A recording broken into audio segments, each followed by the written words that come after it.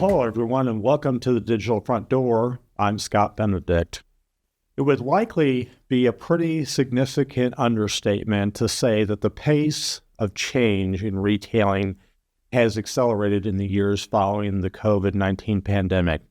The pandemic drove a large number of customers to try digital commerce, to purchase products as varied as big-ticket home furnishing items to as varied as their weekly grocery shopping trip because of the dangers of shopping in a physical store during the pandemic. Now, if you fast forward a few years, and a population we have now is a lot more comfortable with online shopping from a mobile device or from their home computer, and they become more comfortable with technologies like artificial intelligence and personalization that have made their digital shopping experience more desirable. And I say that across age demographics and certainly across the broader population. Now, at the same time, consumers have returned back to physical stores in a post-pandemic world.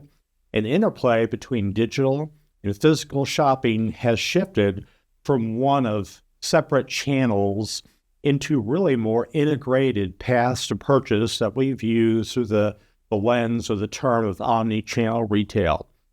Now, this past year, Walmart published a report on the evolution of what they refer to as adaptive retail.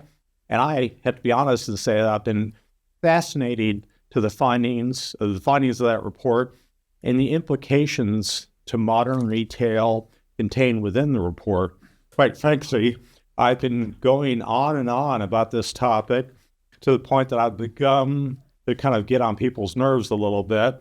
And it's good to have friends who understand when you become that passionate, that fascinated with something. And I've got such a friend, my good friend Andy Wilson from doing business in Bentonville. And Andy, thank you for indulging me and agreeing to kind of have a conversation a little bit about this topic today. Well, first of all, I love it, and so thank you, Scott, for asking me to be part of this today. And thank you all for joining doing business in Bentonville and Digital Front Door, because Scott and I go way back. Yep. Walmart together. Indeed. And we both have this passion of retail and omni-channel. So it's great to be here with you. Indeed. I'm excited. And I thought probably what we ought to do for our viewers is begin with, when we use this term adaptive retail, we should probably define it for the audience. And so one of the things I mentioned in the report that Walmart issued, here's how they define it. And they say, simply put, adaptive retail is an evolving form of retail that brings shopping to the customer exactly the way they want and they need. It goes beyond the blending of the best of online and offline to adapting experiences based on understanding of the deeper context behind the purchase, all to meet unique customer habits and preferences. So, Andy, kind of what the name implies is this is a goal. The goal of this exercise is to make a retail experience adapt to the needs of the consumers, whether it happens in a store or online. Right? You're right. And I think, Scott, you mentioned earlier a moment ago about COVID and the pandemic. And, that is the COVID is a timestamp. It's a date today. And so much changed after that very unfortunate situation in our country. But it just shows the impact of the consumer, because we learned a lot through that. Yes. We had to, because, of all that we had to deal with during COVID. But now, think of all that's happening today, that how retail, to your point, is adapting to the trends of the consumer. Yes. And, you and I grew up at Walmart. Yeah. And we understand that, we talked about the customer all the time. Yes. And what you're doing today is this clarity of this definition about the customer. Yes. And that's so exciting to me. It is. Yeah. I mean, I would tell you, I got a Sam's order and a Walmart order yesterday. Why, you and I were visiting, and I we got off Zoom, and there it was. Yep. So I was pretty busy hanging out with you yesterday. Yes. So we're talking retail, Yes. adaptable. And then when I left my home office, went down, there was my two orders. It's so interesting, Andy, because in my life since I left Walmart and Sam's Club as a consultant and in academia, there's so much conversation about retail strategies, and I have to constantly remind people who aren't like you and I, who didn't work at Walmart, to say most great retail strategies begin with the customer and understanding how to serve their wants and needs. And that's one of the things I'm so glad, as I know you are, that had the experience of working there, because generally, if you start with a customer, you end up serving them much better, and it's generally a pathway to success in retailing. It is. And you can look at success of retail companies, the companies that focus on the customer. Yeah. It begins and ends with that customer are the most successful ones. Indeed. And what you're going to teach us today is that in order to continue that success, there's these trends and expectations and all these things you're going to share with us today that I hope our viewers and listeners lean into this, because what you're going to do is say, this is how you make this work for your company, your organization. Indeed. No, I think that's exactly right. And it's interesting that so many things about retailing change and change constantly, and yet some things are unchanged. It's just how you accomplish them. And I think that's at the root of what Walmart's talking about in this report. It's right. But, we got, we were fortunate enough to hear the teachings from Sam Walton. And, Sam used to tell us all the time, he said the most consistent thing at Walmart is change. Yes. And what we're talking about today is the most consistent thing in adaptive retail. It's change. Indeed. That's right. Indeed it is. Yeah. Let's get into this. I'm excited about it. Sure. Let's talk a little bit about it. Good. Well, one of the things that I think so amazing is what I call, the key trends in the shopper expectation. Yeah. These are, you have studied this, you work on this a lot. So, for our audience, what do you see here? What, are the key change or expectations? Yeah, I think the interesting thing that this report brought to light is that we're traveling rapidly down a road of a change in mindset in our industry, from looking at physical stores and online as these two separate channels of serving a customer and of driving sales. And while that's not necessarily not true, it's much bigger than that and much more than that. And I think what's interesting about this report on adaptive retail is how you connect stores, online, and technology in new ways to adapt to the needs of the consumer, in some cases even before they know that they need it. But your example of having deliveries come to your house is just one element of this, which is how do you serve a customer when, where, and how they wish to be served. And this concept that the Walmart has articulated about adaptive retail is really about using all of your assets, all of the elements of your business, including technology, to anticipate customer needs and then serve them in a way that's not only really wonderful for them, but you can do very efficiently so that you can keep prices low. Right. I think that's so amazing. And I thought of a story after we visited yesterday when I spent quite a bit of time in Japan, and, what the convenience stores would do, because, it's public transportation on trains. Yeah. It's, people walking from business to offices to trains. And what 7-Eleven would do, that in the mornings they would have breakfast. Yes. You could take with you, and you didn't eat on the trains because you just didn't there. But you take to your office, or at lunch you could go get it. Then dinner, then you could pick up dinner on your way. So you didn't eat on all the public transportation, but you could package that where you could take it with you to your home. Yes. And if you think about it, they were anticipating those three different food customers. Yes. Not you could eat in or take out, but it was about takeout at home. And that now in the U.S. is happening everywhere. Yes. And it's interesting because to many people, it's this new, stunning innovation. And I was fortunate enough, like you were, to spend a couple of years of my Walmart experience in the international division.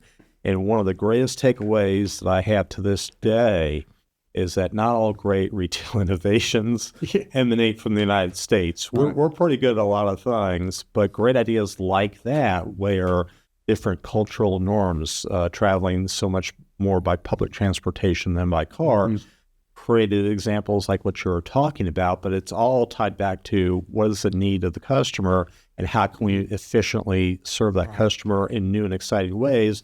And that's part of what's transforming our business and our industry here, but great ideas come from all over the world. You're right. And, we had this program at Walmart, and when I was in merchandising, I know you two did the same thing. It was called Eat What You Cook. Yes. And so, for our viewers and listeners, when I was a boys wear buyer at the time, and so I had to go out and travel stores, because we did that all the time. We just, A, get closer to the customer, and B, our associates that worked in the stores.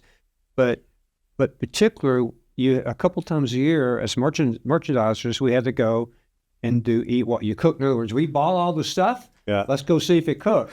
Well, we would go and we'd interview the associates that worked in those departments. So we'd interview customers, what they liked or disliked about that. What we were learning with trends. Yes.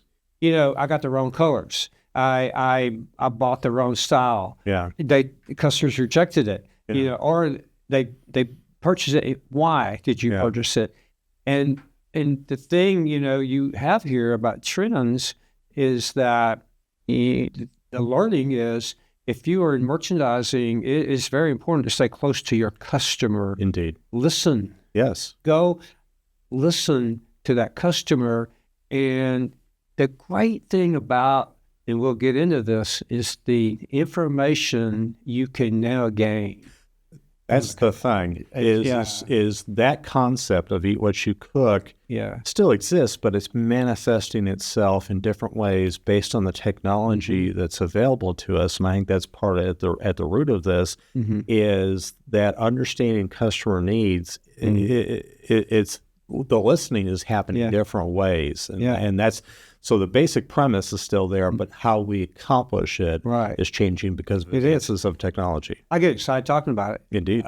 Let's dig deeper into your knowledge. This, now, as we know, we're all connected. All generations of us are connected now. Yes. Multiple ways.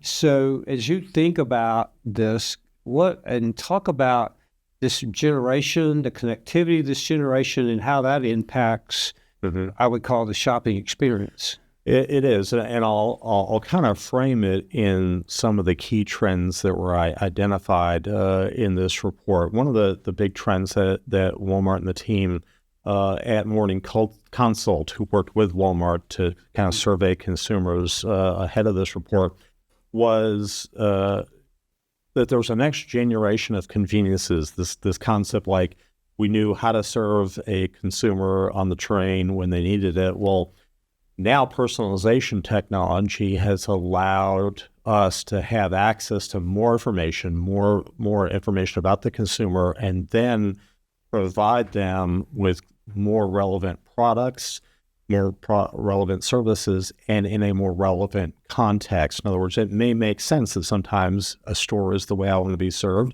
In some cases, it's picking up something in the store that I ordered online. In some cases, it's having that product delivered to me. But next generations of convenience powered by technology is really, and curating it to where customer interests are is one of the trends. One of the next ones was an understanding of the consumer and the fact that they are multitaskers. In other words, shopping isn't always a dedicated activity. In some cases, it's something that you do while you're doing something else, watching TV, watching a sporting event, doing household chores, cooking, whatever, taking care of children.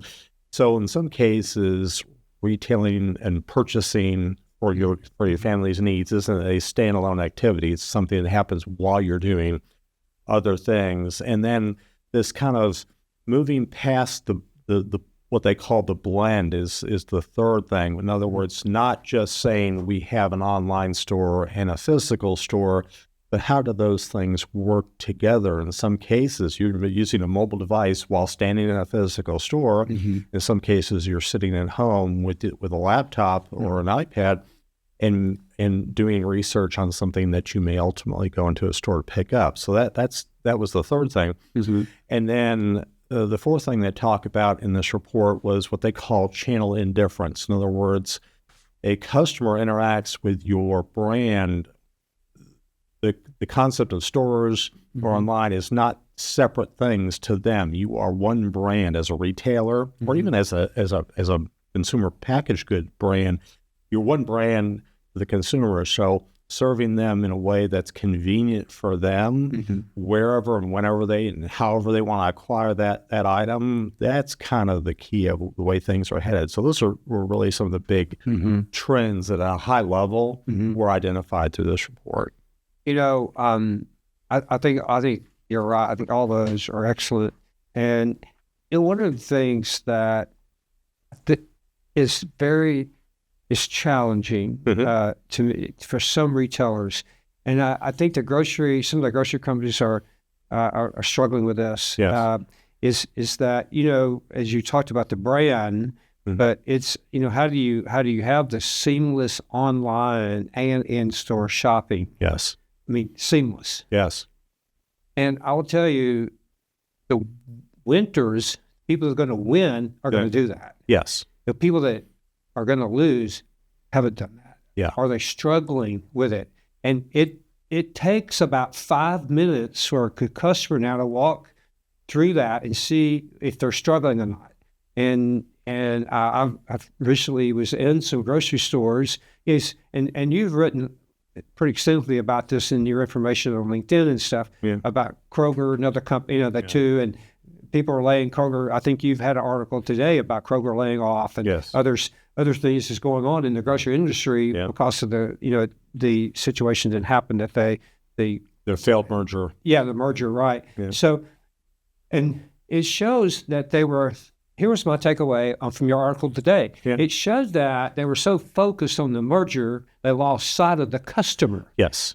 That is dangerous today. I would agree. And because as consumers, as customers, we're pretty impatient. Yes. And I know, I mean, sometimes when my order is incorrect online, gets delivered, it's in just the process of going back, correcting that takes so much time now.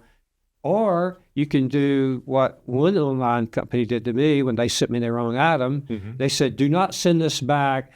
The new one is going to be expedited. Yes. I went, okay. Exactly. In other words, I don't have it immediately, but I'll have it tomorrow. Yes. And I don't have to go and drop this at a drop-off place now. Yeah. They said, and that those are going to win. And what are you seeing? What are your thoughts on that? Well, I think a consumer can forgive a retailer for making a mistake, but they sure have difficulty in a retailer that won't give their best efforts. And to your point, it's very easy to switch. It's not a matter of getting back in a car and traveling to a different store. It's a matter of pulling up a different screen on your computer or switching to a different app on your website or on your phone.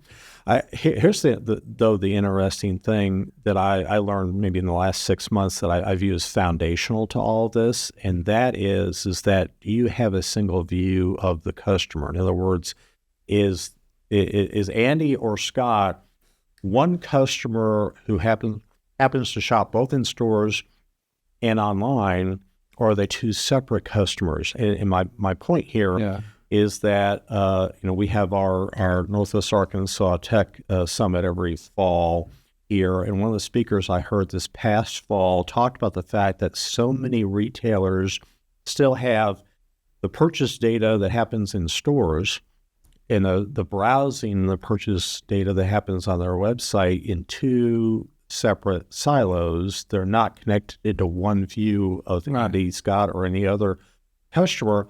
And so it's difficult kind of to bring about what you're talking about, which is a high quality of service for the customer if they don't understand all of your purchase activities and all of your engagement with their brand. And so my point is that that's kind of like a foundational element that so many retailers still don't have in place, and not just here in the U.S., but in other parts of the world, as I've learned through some of my consulting activities, is that that's such a foundational piece of bringing about this better future that we're talking about through technology, that if you don't have that single view of the customer, you don't understand them very well, can't provide them with great service, and you certainly can't be proactive in what you propose to them because you don't have a full understanding of them. I think we have to underline your point. I think that's such an excellent point you're making, and for our viewers, I hope they're listening, because I have two quick examples. Number one, recently I noticed on Amazon that they've added Whole Foods to my account now. When I shop Whole Foods and I shop Amazon, it's all there. To your point, I didn't know they were going to do that, and when they did it, I went, "That's smart." Yes. Now, also recently, I had experience with another delivery from a retailer, and the order went to another address, so it didn't come. A potential delivery, which didn't show up. So then, in research, what I had to do was to finally got through all the credits, got the credit, but then I had to completely re-enter every item because they didn't have a history of it. I thought, what a miss, because the Amazon recently just happened. This other retailer, it was about an hour or so of working through it, and I went, okay, they don't know who I am. Yes. On in-store versus online. So your point, I underline, is critical, and if you're in this space, Go do what you should. You've got to have the foundational pieces in place, because no strategy is going to work out well if it's not rooted in a fundamental understanding. Yeah, you're so right. Yeah, you so. So what is value-based shopping? How do you define that? Because I thought that was very interesting. Well, both you and I, having come from Walmart, you would think that the first thing you think of as value is price. And while you wouldn't be wrong, it's more than that. There's elements of convenience and time savings that are also elements of value in the eyes of a modern consumer. And a lot of that came through in as I was reading this report, and it made sense in the context of my own experience as a merchant and as an e-commerce person. So I think the thing that Walmart advocates in this study, and certainly my own experience bears it out, is that yes, price and value is an important element of value, but it's not the only element of value. Having a breadth of assortment that allows access to a wide array of products to help find the one product or products that you're looking for. Having a convenient way to get it. To your example about, I don't even have to go to the store now. It appears on my doorstep, or I can pick it up at a pickup point on the way home. And that if you could, all of that shopping happens whenever, wherever, however. This concept of multitasking that they talk about in the report, where you may be busy doing something else, and it occurs to you, I need to get more dog food. I need to get more laundry detergent. Right. I need to pick up socks for my child. Whatever that is, those are elements of value in modern adaptive retail, in addition to price, not separate from price. I think this whole space is so interesting to me, especially when I tour retailers and I see the personal shopper, if you will, and they're fast, they're timed, it's all that. It's a productivity issue, and they do multiple times a day. But I will tell you that job is critical because they're, the consumer is not picking up merchandise out or selecting the merchandise. And, it always makes me smile when I'm in the produce area and I see that shopper looking at those bananas, looking at that apple, and instead of just taking it and throwing it into the cart, And I see that, and when I see that, it says to me, number one, that Sharper cares. Yes. Number two, somewhere in that whole process of training and develop, they've taught that. Yes. This could be, just treat it like it's yours. Yes. And do a great job. Yeah. And that to me is critical. Yep. I know, packaging a product properly is critical. Yep. If you're outside of, the discount, discount retail, what we're talking about today. And my daughter's in charge of online at a store she works at. And I was talking to her one day and I said, how do you do it? And she said, well, the critical piece is the packaging. Yes. Now, this is upscale brand, but the point is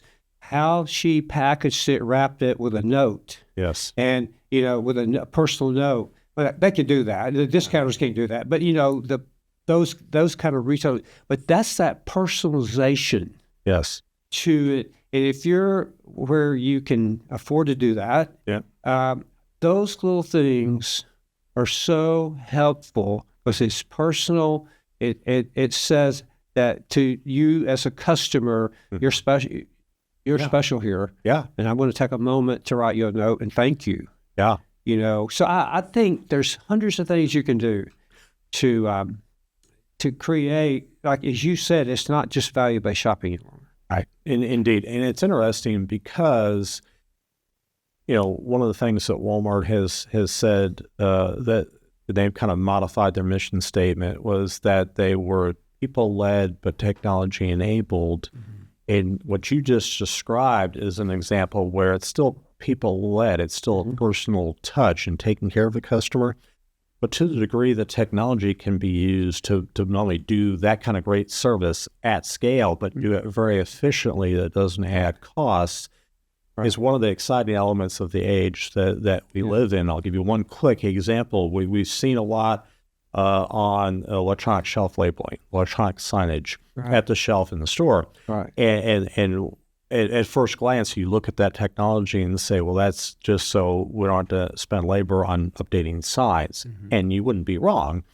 But there are elements of that technology that make it faster for someone who's picking an online order in a store because the signs will light up of here's the next item, here's the next item. Right. And so now you can go faster and give that speed element to a customer. We're going to get your order picked faster and have it ready to go, either if you're going to pick it up or have it delivered. And so this concept of people-led, tech-enabled is really starting to come to life because the technology enables the people, the humans, to give a better quality of service and to do it more efficiently than perhaps before some of these great innovations came to life. Yeah, I think shelf labeling, and I know you've talked a lot about it. And I know I have a whole episode about that. I know, which I like, by the way. And but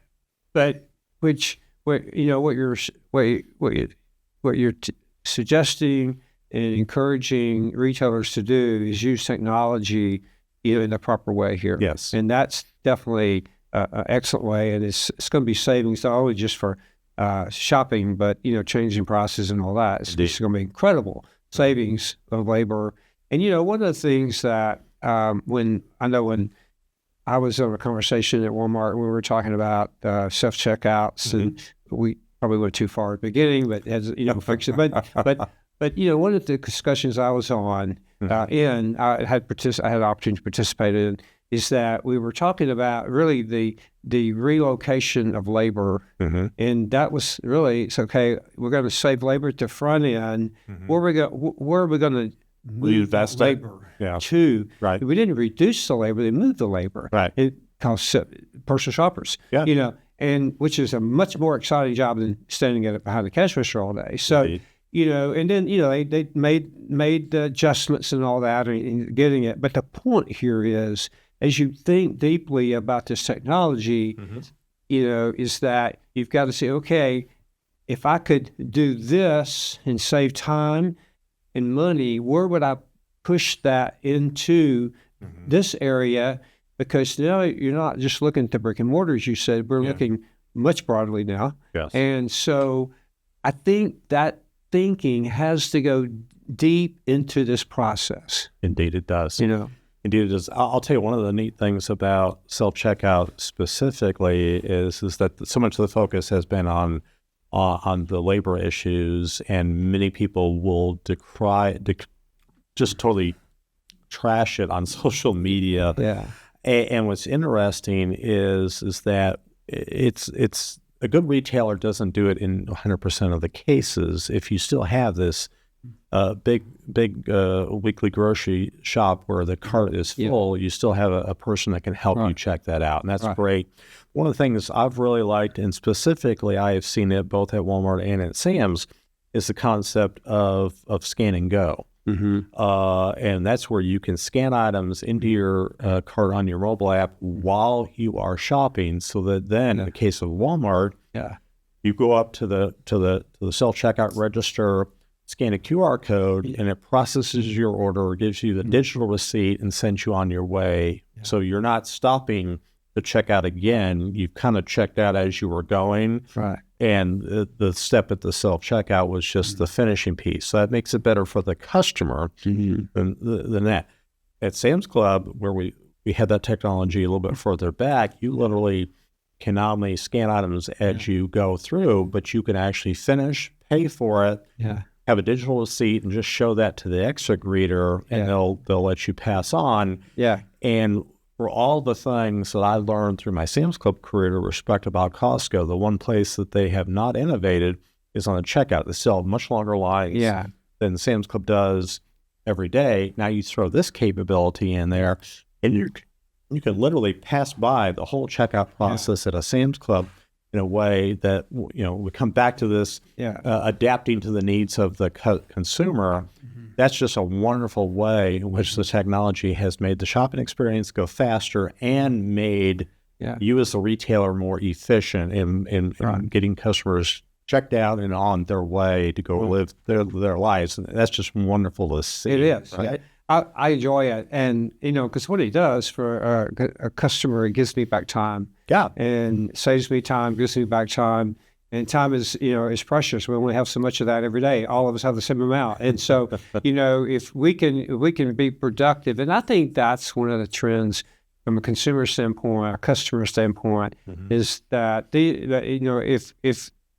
if you can give back to your customer time and through your efficiencies, ever in the store or not in the store, I will tell you, those customers will stay with you. Yes. And if you do that really well, they will stay with you. Yes. And they will become very loyal. Used to loyalty was when you went to that store every day. Now, see, if you go to that store or go online, it's going to that store. Yes. So you got to think about online and going to that store. Yeah. And you got to track that. You got to look at that. You got to listen to those customers. You got to reach out to those customers or surveys.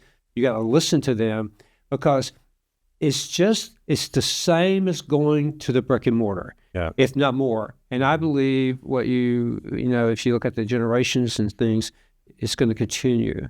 And so it's just an exciting report. Anyway, so Scott, the next thing is, as you look to the future of evolution on this, what do you see? Well, we've talked, and you and I even did an entire episode about personalization, and the benefit of all of the data that a retailer has about your purchase behavior in a store, your browsing and purchase behavior online, the services you take advantage of, how often you shop for certain items, is going to make the retailer smarter about what your needs are. And I say your needs, customers broadly, and you and I specifically, about what do I value? How often do I shop for dog food versus paper towels? And then figure out how they can serve those needs better, right? We talked about, and they talk about in the report, this concept of multitasking, and now shopping from a television, from the smart TV. If you watch during the football season, every Thursday, Amazon has a football game that they sponsor on Prime Video. And when they go to commercial, there are commercials for items that you can then push a button to either learn more about or to buy from Amazon. Right. So now that's my most literal current version of this multitasking. There's going to be more of it evolving as we go forward. But now something as enjoyable as watching a television show or watching a football game, more specifically, can be interspersed with, that's a neat new item, that's a neat new service, that's a neat new car model. It's whatever that is. I like to learn more about that. Press a button and you get an email or you get a text message, or you can actually buy the item. And so that feels like kind of the next wave is how do you take this data and use it in a way that makes both the products and the services that a consumer wants to engage with easier, both in terms of how easy it is to buy, but in any context. While they're doing something else, it's easier for me to shop. It's not, shopping doesn't have to be a separate activity. It can be integrated with the rest of my life. Well, I think you're right. And, one of the things I would add as, on this is that when Scott and I study retail, we're in this business every day. And, we think about it a lot. We have some wonderful guests in that really challenges our thinking. And, one of the things that recently I've been thinking about from the standpoint of evolution is that don't leave all this innovation up to the big retailers. I think there's a tremendous amount of local-owned companies can do this better. And get to your customer group. And there's unique ways. And if you are if you have a local owned business, our encouragement is learn how to connect with that customer more than physically. Learn how to connect with them online. Learn their, Scott's already challenged you. Know their habits, know their likes, know their colors, know know their sizes. All of that, whatever it is. I'll use this word, intimate relationship with that consumer's needs. And if you do that as a local owned business, you will set you'll set yourself well apart from others. And because it's not if this is going to happen, it's when all this is going to happen. Indeed. Because you said at the very top of the podcast, it is a lot going to be happening quickly in the future, and we better buckle up. What's neat, Andy, is that I'm sure a lot of smaller retailers or smaller consumer brands go, well, I don't have the resources for everything that Walmart, Sam's Club, Procter & Gamble, Coca-Cola have. Well, the fact is that technology is also becoming less expensive and more readily accessible.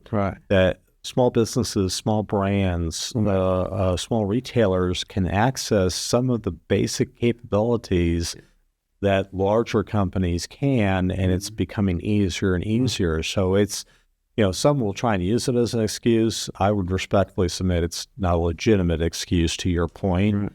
And that just kind of keep your eyes and ears open. And there's so many different ways that something as now mainstream as artificial intelligence can be used for a small to medium retailer or a small or medium consumer brand. Absolutely. If you haven't embraced AI, do it, because it's amazing how much speed it would give you and time, it will save you in the speed of what you're needing to do. Indeed. Well, I got to tell you, Andy, first of all, I appreciate you hearing me and letting us have this conversation about this topic. And I've been in your ear about it. I find it so fascinating. It's one of the reasons why people like you and I love retailing so much, is because it's never boring. It's always something exciting. And specifically about this report, when Walmart put this out, one of the things they said was that it's an annual report. So I take that to mean that they will have updates on kind of their views about the state of technology, the acceptance by the consumer of some of these new innovations. And invariably, not all of them will work, and some will not be embraced by a consumer, but it will continue to play an important role in serving the consumer wherever, whenever, and however they wish to shop and how they wish to be served. And it's exciting to see what will be coming next in next year's version of the report, and how our marketplace continues to evolve. And so First of all, thank you all for watching. Thank you, Andy, for joining us today on behalf of Doing Business in Bentonville. For the Digital Front Door, I'm Scott Benedict. Thanks for watching. Thank you.